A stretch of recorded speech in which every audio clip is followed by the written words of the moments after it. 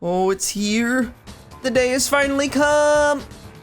So if you're anything like me, you're a little bit of a degenerate, and you like Five Nights at Freddy's, right? And as a real Fnaf fan, I've only ever played the games and adamantly refused to read the books. That being said, I have been keeping up with the interactive novels this time around. So finally, one of the book series has come out, and I'm actually reading it as it comes out, which means it's not a ton of work to be up to date with. That being said, Return to the Pizzaplex is now out, and yikes, man. That's 0 for 3 at this point. Irregardless of my not so great opinions on the previous books, I'm actually pretty excited going into this new Escape the Pizzaplex book. I am, however, recording this after I've read and written most, if not all, of everything I'm going to be talking about. But yeah, starting thoughts were that I am super excited to see what the book is going to do. Speculation around it was saying that it's going to be about Ruin, or it's going to lead into Ruin directly. Maybe that, or we could just straight up get some freaking security breach lore drops. No, we'll get to that. Maybe, probably not. I'm mad. But anyway, let's just get right into it. I really don't want to stall this. Let's get this out as soon as possible. Keep in mind, I've read through the book only once, and I was trying to get through it pretty decently quickly.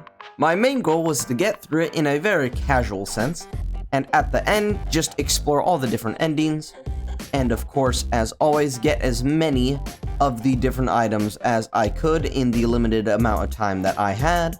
This time around, I actually spent only a few hours with the book, as opposed to most of the day with the other 3. Safe to say that I will not be ordering online for my books anymore. Fuck you, Amazon. Now, I'm going to be going through the story and my thoughts at the same time, but it will be in sequential order. So, obviously, spoilers for the entirety of Return to the Pizzaplex. And without further ado, here we go.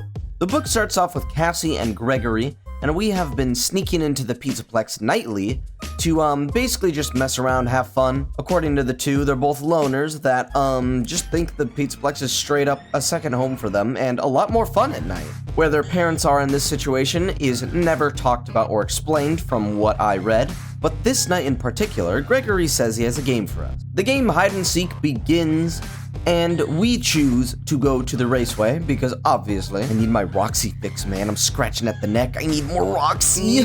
Ruin wasn't enough. It's a bad game. Ah! Strangely enough, this time around for the interactive novel, there are way more choices than you would usually have. In fact, there's actually so many choices that it's almost a bit overwhelming on this first night. Time will tell if this is a good or bad decision, but from what I can tell, you can almost never avoid the animatronics on these nights. Looks like the only real goal of them is to be collecting items for the next nights to possibly survive. Irregardless, I get caught by Freddy. Cassie actually kind of gets hurt in the process, but it is then revealed that Gregory was only playing a prank on Cassie, and for some reason, she decides to go to the Pizzaplex the next night. This next night, another game is played, but Freddy has taken the day off. So, Monty subs in, and obviously we're gonna die if he finds us. I choose to go to Monty's Gator Golf in order to hide from him, and I get a food service card that I expect to come in handy for Chica. Spoiler alert, she's not even in the book from what I can tell. Gregory in the path that I chose seems to not know what is wrong with Monty nearly killing us, but Cassie's thoughts point out that he could definitely be lying. Unfortunately, I started to notice immediately that the only distinction between winning and losing was not, in fact, getting caught, as it should be, but, living, because, you always get caught. There's no escaping. You will always get caught. Oh well. Once again, Cassie questions playing with Gregory and makes the very poor choice to continue doing so. The night starts with Cassie and Gregory waiting in the Pizzaplex, and suddenly Cassie grows a brain, realizing that Gregory is once again up to his schemes, and decides to attempt to leave.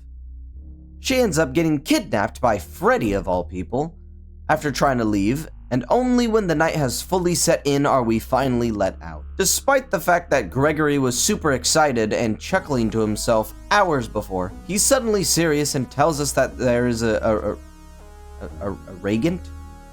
Regent? Regained? Regan? Reagent. Regan? That is looking to kill anything organic in the pizza plant. I don't know what to think of this thing at this point, but I will say that Gregory blows. Haha. By the way, this night is just way too short, I swear to God. Like, I get kidnapped by Freddy. They tell me what's happening. I go to the kitchen, I hide, Roxy finds me, and then the night is done. Huh? Other than that, I looked back and didn't really find anything else useful that even, like, lets me live, so, yeah. Finally, we get what we've been waiting for, the duo of Roxy and Cassie, and let me tell you, it's just as, it's fine. It's good. Anyway, night 4, threat of the is very real, and we pair with Roxy in an attempt to once again leave the Pizzaplex. After running in circles and finding several deaths with this reagent, we see Freddy and Gregory having an argument. Freddy attacks Gregory and seemingly kills him. I'm predicting right now that it's once again all a joke and absolutely nothing is at stake, but the duo runs away, Freddy hot on their trail, and in a desperate attempt to escape, has Roxy shove her into a high-up vent. Gregory once again pops out of Freddy's chest and laughs at us. Hold it! But this time, it's even more of a gut punch due to the fact that Roxy was actually tricked into helping Gregory scare Cassie with the promise that Cassie has fun when she's scared. Cassie then runs away and somehow makes it to the next day with the power of hard cuts. No, seriously, she hid in a room for an entire day and didn't get caught by staff, other people, animatronics, or the oregano. Roxy eventually comes knocking on this door and does indeed find her, apologizing to Cassie, where it is then revealed that her code has been altered by good old Gregory, and the two set off to fix them. Upon reaching the head computer and doing so, it's revealed that the regiment only has one target, Cassie. Oh no, who could have seen this coming? You know, I'm really hoping the book sticks the landing with an explanation of all this, because, like, straight up, we don't have any character motivations right now. Shut up! Anyway, we end up defeating the Regan and the help of Roxy, and in only one very specific Soderoni-filled ending do you get a specific key card for a secret chest that is at the start of the book. So back to night 4, it plays out as usual, but this time I took a different path that leads to the chest, which has Monty Claus somehow, which, in case you hadn't been paying attention, was sitting there for at least 3 full entire days with no apparent reason for being there. And even though in-game Gregory needs an entire-ass semi-automatic upgrade station to put on the claws for Freddy, we are simply too girl boss and plot armor heavy that we end up just giving them to Roxy and she slips them on like gloves or something. I don't know. Irregardless of my plot holes, I still wish Ruin could have been more akin to this story, but with, you know, the Mimic or whatever the fuck Scott wanted. Spoilers, the Mimic's not in the book. Finally, we get to the end of the book where we use these claws this time on Finally, we get to the end of the book where we use these claws on Ronald Ryan Reagan Reynolds, and the ending's the same. There's no joke. I wish it was an April Fool's. There's just no secret ending. So yeah, I don't think there's a secret ending, which means that Cassie just destroys this random robot after learning that Gregory was almost definitely trying to kill her this entire time, and still promises Roxy that she'll be back tomorrow. Okay. So, that's Return of the Pizzaplex. How was your stay? Yeah, straight up, this story, sucked. Like, it wasn't boring, necessarily. I had some pretty decent fun with it for most of the time, but I just could not get the thought out of my head that I have no idea what's going on, or at the very least, why it's going on. Yeah, we really just don't get a whole lot of explanation for anything that is happening, or if we did, somehow I missed literally all of it. And, you know, that's not good. I'm gonna be real, this one's kind of lame. Out of all the books that I'm absolutely never gonna return to, this is certainly one of them.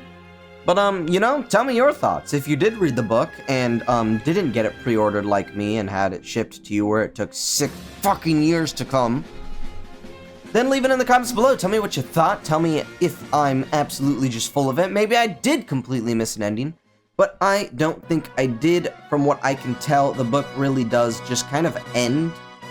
And, you know, little staff bot Goober is just dead in all of them. And for whatever reason that solves Cassie's issues, I don't know. I did mean it when I said this book didn't bore me, so there's that. I'd give it a 6 out of 10. Like, the story absolutely is so bad, and I would not even, like, attempt to argue that this happens in the in-game timeline. But, like, it wasn't completely wasting my time, right?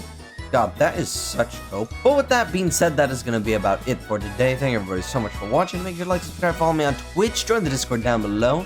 I stream just about 4 times a week. Right now, it's been kicked down to 2 or 3 just because life is kind of kicking me in the balls. But yeah, with that being said, I really have nothing else to say. I'm sorry this video feels and looks so rushed. It's cause it is. But yeah, expect a not rushed and not incomplete video for Iruma Retrospective Part 1 coming out later Wait, Part 1 suggests that it's not complete. Regardless, Iruma video is coming soon.